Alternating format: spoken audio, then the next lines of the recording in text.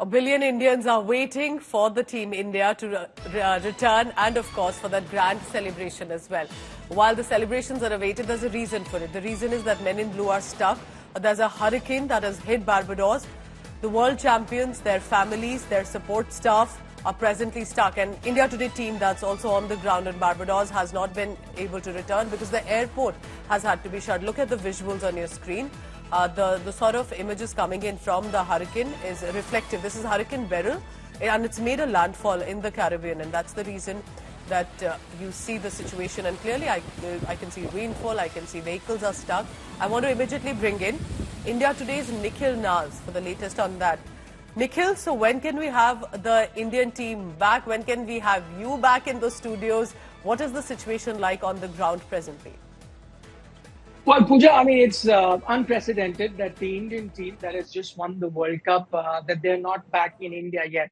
It's been more than 48 hours since the Indian team won that final in Barbados. And as is the practice, usually the team leaves within the next 12 to 14 hours to head back to the country. But because there were hurricane warning here, as well as Beryl had to make landfall in Barbados, so the airport was shut immediately. In fact, 12 hours after the final got over, the game finished here on Sunday evening. And from Sunday morning onwards, the airport here was shut. We ourselves were scheduled to fly on Sunday night from here. But of course, all flights have been cancelled. Luckily for Barbados, the hurricane did not make landfall. It actually just kissed the island and went by all throughout the last 24 to 36 hours. The team has been holed up inside their hotel rooms. Where I'm coming to you live is just about a 5-minute walk away from where the team is staying. So they remained indoors for majority of today. But now we've got some good news to report, and which is that the Indian team will be flying off on second evening from here. That is going to be second late night, third early morning for folks in India.